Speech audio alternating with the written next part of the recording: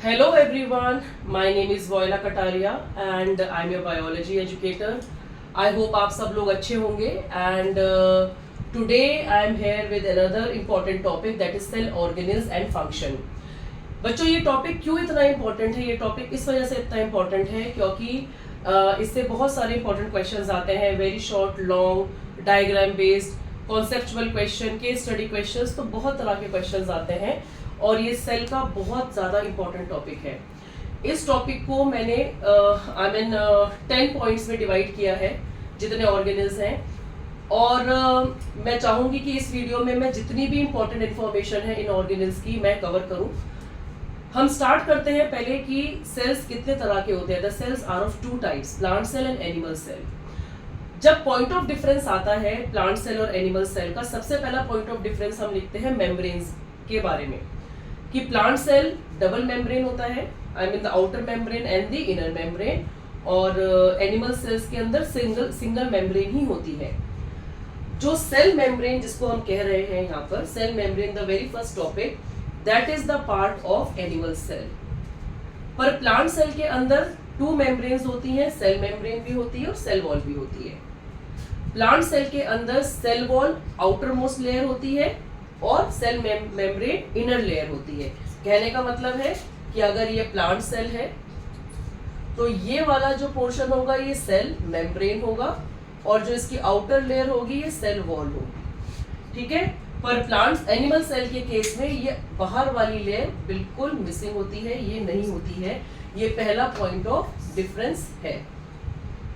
अब cell membrane जो है वो लिपिड्स और प्रोटीन्स की बनी होती है। किसकी बनी होती है? लिपिड्स की और प्रोटीन्स की। सेल वॉल किसकी बनी होती है? वो सेल्यूलोज की बनी होती है। सेल्यूलोज की बनी होती है और रिजिड होती है। रिजिड होती है, पोरस होती है। दोबारा से मैं रिपीट करती हूँ, cell wall is made up of cellulose, it is rigid and it is porous. Cellulose की बनी है इस वजह से रिजिड है, बिकॉज सेल्यूलोज अपना आप में थोड़ा हार्ड सब्सटेंस है। Secondly it is porous, it helps in the exchange of gases.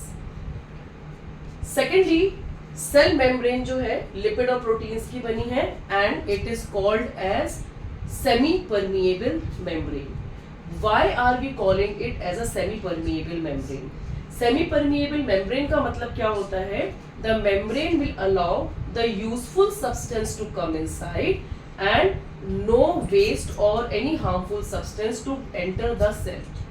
I repeat, semi-permeable means semi means not completely. It will allow the useful substance to come inside and all the waste or unwanted substance to remain outside the cell.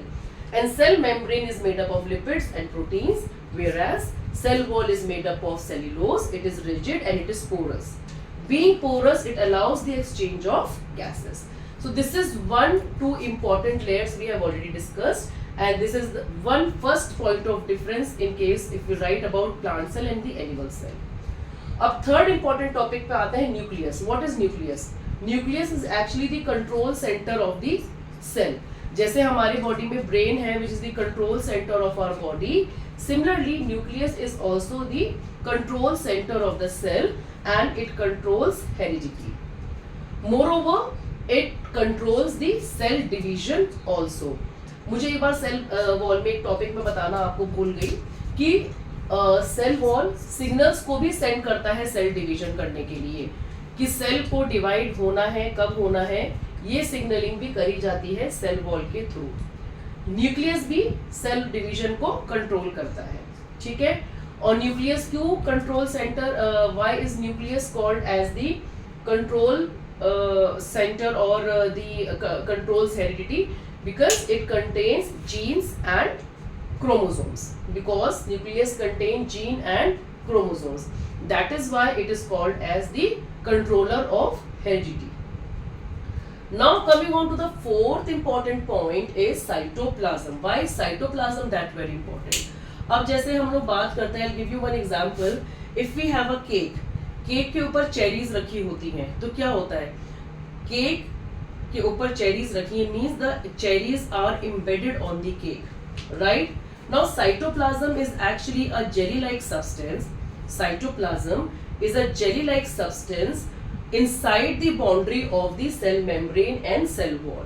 I repeat, cytoplasm is a jelly-like substance inside what? Inside the boundaries of cell membrane and cell wall.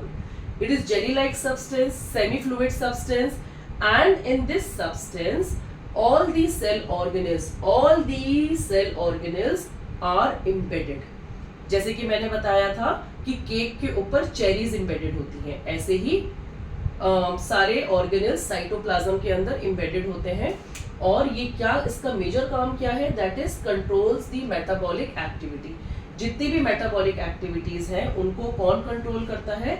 Cytoplasm. अब आया ER को हम बोलते हैं endoplasmic reticulum. अब endoplasmic reticulum दो तरह का होता है, ठीक है. It is of 2 types. एक होता है RER और एक होता है SER. कहने का मतलब है rough endoplasmic reticulum and smooth endoplasmic reticulum.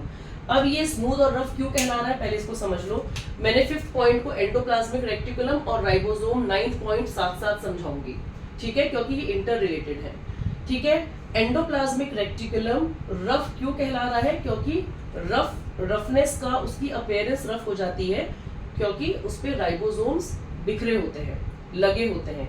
जैसे आप समझ लो कि हमने पर्ल्स को कोई भी, जैसे मोती को या कोई पर्ल को हमने बिखेर दिया, ठीक है, हमने उसको ऐसे स्कैटर कर दिया, ठीक है. तो राइबोसोम्स भी एंडोप्लाज्मिक रेक्टिकुलम के ऊपर ऐसे ही स्कैटर्ड होते हैं, ठीक है.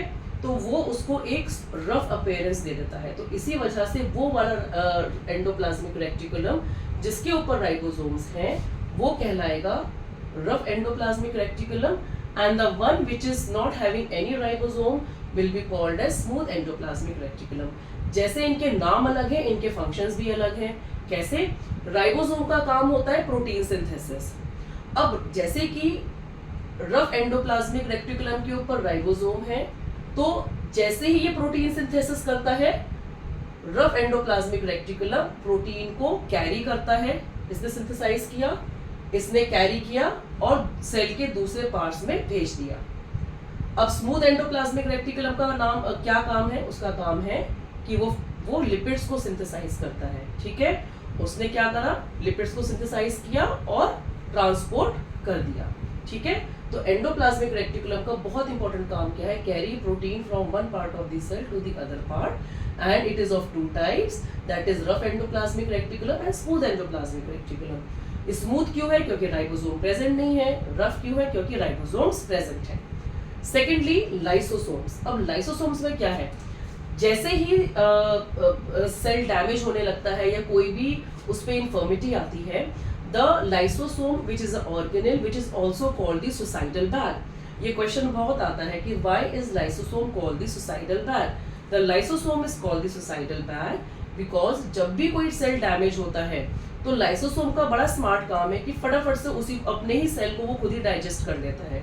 यानी कि डैमेज सेल्स को बॉडी में एग्जिस्ट करने से बचाता है, क्योंकि जितने ज़्यादा सेल बॉडी के अंदर डैमेज होंगे उतनी ही बॉडी के अंदर प्रॉब्लम्स क्रिएट हो सकती हैं. Just to avoid the things to get aggravated, lysosome का काम क्या है? It will digest the cell itself if it detects कि कुछ ना कुछ प्रॉब्लम है सेल के अंदर, कुछ इन्फर्मिटी आ रही है या डैमेज होने वाला है. So lysosome will become active and it will digest itself, क्योंकि इसके अंदर कुछ डाइजेस्टिव एंजाइम्स होते हैं. अब आई बात माइटोकॉन्ड्रिया की. माइटोकॉन्ड्रिया सभी को पता है power house of the cell कहलाता है. पावर हाउस का मतलब क्या है? जहां से बहुत पावर आती है एनर्जी. पावर क्या है? एक तरीके की एनर्जी है, ठीक है. It's a form of energy. अब power house of the cell कहलाता है माइटोकॉन्ड्रिया. क्यों कहलाता है? बिकॉज हमारी बॉडी में एक काम होता है, एक प्रोसेस होता है बहुत ज्यादा लाइफ प्रोसेस का, दैट इज रेस्पिरेशन.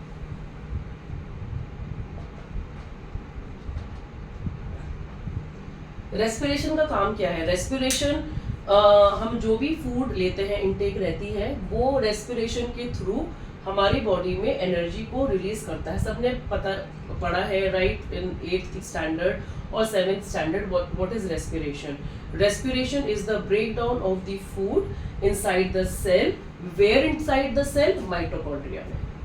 हम जब बार बार बोलते हैं कि सेल के अंदर रिलीज हो रही है एनर्जी, तो सेल के कौन से पार्ट में एनर्जी रिलीज हो रही है? माइटोकॉन्ड्रिया में हो रही है, क्योंकि साइट ऑफ रेस्पिरेशन ही माइटोकॉन्ड्रिया है। साइट ऑफ रेस्पिरेशन ही माइटोकॉन्ड्रिया है, इसी वजह से उसको हम power house of the cell कहते हैं। रेस्पिरेशन का साइट का मतलब क्या है कि वहां से जितना भी एनर्जी है वो ड्राइव हो रही है। That is why it is called as the power house of the cell. अब प्लास्टिड्स क्या है जी? प्लास्टिड्स जब हम लोग, मैंने जैसे बताया कि cell membrane and cell wall ये भी पॉइंट ऑफ डिफरेंस है, ऐसे ही प्लास्टिड्स भी हम पॉइंट ऑफ डिफरेंस की तरह लिखते हैं when it comes to plants and animal cells. Plastid 3 तरह के होते हैं। एक तो होता है क्लोरोप्लास्ट,